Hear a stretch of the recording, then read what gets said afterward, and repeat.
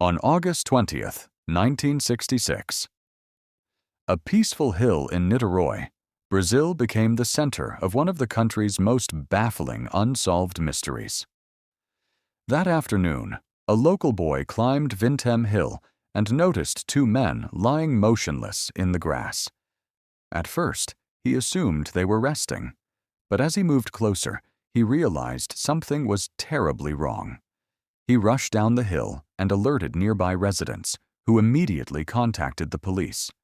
When investigators arrived, they found the bodies of Miguel José Viana and Manuel Pereira da Cruz, two electronics technicians from Campos dos Goitacazes. The scene was unlike anything they had seen before. There were no signs of violence, no blood, no defensive wounds, and no evidence of a struggle.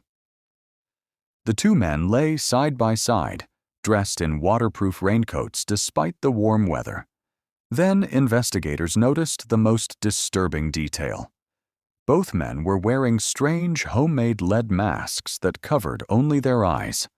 The masks had no lenses, no straps, and no obvious purpose. Nearby, detectives recovered an empty water bottle, a small towel, and a handwritten note. The note contained only a few short instructions. 16:30 be at the agreed location. 18:30 ingest capsules. After the effect, protect metals. Wait for the signal. Mask. Those few lines became the biggest mystery of the case. What capsules? What signal? And why were the lead masks necessary? To answer those questions, investigators had to go back 3 days. On the morning of August 17, 1966, Miguel and Manuel left their hometown after telling their families they were traveling to buy electronic equipment for work. They expected to return the next day. Friends later told police that both men were intelligent, hardworking, and well-respected. They repaired televisions and radios for a living and were known for their interest in electronics. But electronics weren't their only passion. Several friends said the pair had also become interested in spiritualism and unusual experiments. During the 1960s, many groups in Brazil explored the idea that science and spirituality might somehow be connected. Miguel and Manuel reportedly attended meetings where these topics were discussed, although investigators never proved that such interests were directly related to their deaths.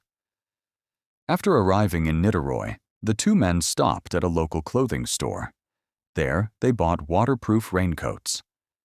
The purchase seemed strange because the weather was hot, the sky was clear, and there was no forecast of rain. The shop assistant later told police she remembered the sale because it felt completely unnecessary. The men then continued toward Vintém Hill. Several witnesses later reported seeing them climbing the hillside that afternoon. They appeared calm and relaxed. No one saw them arguing. No one reported anyone following them. Everything suggested they were exactly where they intended to be. That was the last confirmed sighting of Miguel and Manuel alive. 3 days later, their bodies were found. As detectives carefully examined the crime scene, they searched for anything that could explain what had happened. Surprisingly, nothing appeared to be missing except the mysterious capsules mentioned in the note. No medicine bottle, no wrappers, and no obvious source of poison could be found anywhere on the hill. The lead masks raised even more questions. Investigators discovered they had been handmade from thin sheets of lead. They were carefully shaped to fit over the eyes but offered no protection for the rest of the face. Experts could not explain why someone would create such unusual masks, especially if they were planning a scientific experiment. Then another problem emerged. Because the bodies had remained on the hillside for several days before being discovered, the condition of the remains made it difficult for medical examiners to determine the exact cause of death. They could not confirm whether the men had been poisoned, suffered a medical emergency, or died from another unknown cause. The investigation had barely begun, yet every answer seemed to create two new questions. As police continued interviewing witnesses and uncovering the victims' unusual interests, the mystery only grew deeper. Soon, reports of strange lights, secret experiments, and bizarre theories would spread across Brazil, turning an already confusing case into one of the world's most famous unsolved mysteries. As the investigation continued, detectives focused on the mysterious note, believing it held the key to the entire case. The instructions appeared calm and carefully written, suggesting that Miguel and Manuel had planned every step before arriving at Vintém Hill. But despite weeks of investigation, police never discovered what the capsules were, who had written the instructions, or what kind of signal the men had been waiting for. The note answered nothing and only deepened the mystery. Investigators searched the entire hillside for capsule wrappers, bottles, scientific equipment, or anything that could explain the strange message. Apart from the water bottle, towel, and lead masks, nothing significant was recovered. There was no sign of a struggle, no weapon, and no evidence that another person had been present. Detectives even considered the possibility that someone had removed important evidence before the bodies were discovered, but they found nothing to support that theory. The investigation then shifted toward the victims' personal lives.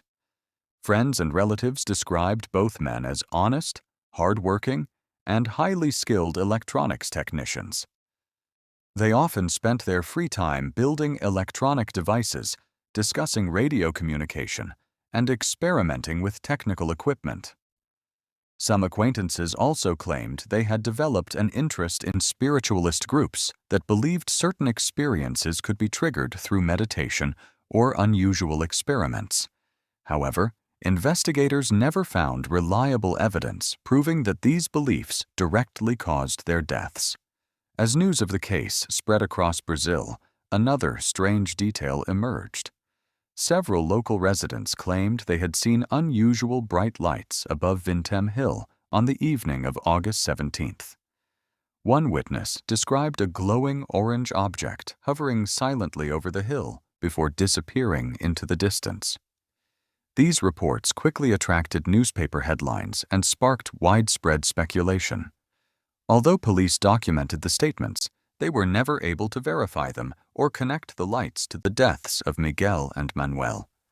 Over time, the lead masks case became surrounded by countless theories. One of the most common suggested that the two men had voluntarily taken unidentified capsules during a scientific or spiritual experiment and died after something went wrong. Another theory proposed that the lead masks had been designed to protect their eyes from an intense flash of light they expected to witness.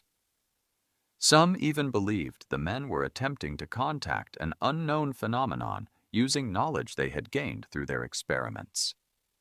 More sensational explanations claimed the deaths were linked to secret organizations, military testing, or extraterrestrial encounters. However, despite decades of discussion, none of these ideas has ever been supported by conclusive evidence. Modern researchers generally agree on one point: the lack of reliable forensic evidence made solving the case extremely difficult. Because the bodies were discovered several days after death, investigators lost the opportunity to determine many critical facts, including the exact cause of death. Without that information, every theory remains only a possibility rather than a proven explanation. Nearly 60 years have passed since Miguel José Viana and Manuel Pereira da Cruz climbed Vintém Hill, yet the mystery remains unsolved. The purpose of the lead masks is still unknown. The meaning of the handwritten note has never been fully explained. The mysterious capsules were never found, and whatever signal the two men were waiting for never came, or was never understood. Today, the lead masks case continues to fascinate investigators, historians, and mystery enthusiasts around the world. It serves as a reminder that even in the modern age, some cases refuse to give up their secrets. Perhaps the truth was lost with the two men on that lonely hill, or perhaps the final clue is still waiting to be discovered. Until that day comes, the lead masks case will remain one of the world's most haunting unsolved mysteries.